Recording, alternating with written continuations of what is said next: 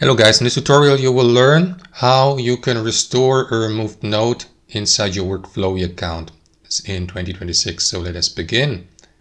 Alright guys, so let me just navigate to this node here on Workflowy. So to delete it first, click into these three dots next to the title and then select delete. I will alternately use the shortcut Ctrl+Shift+Backspace.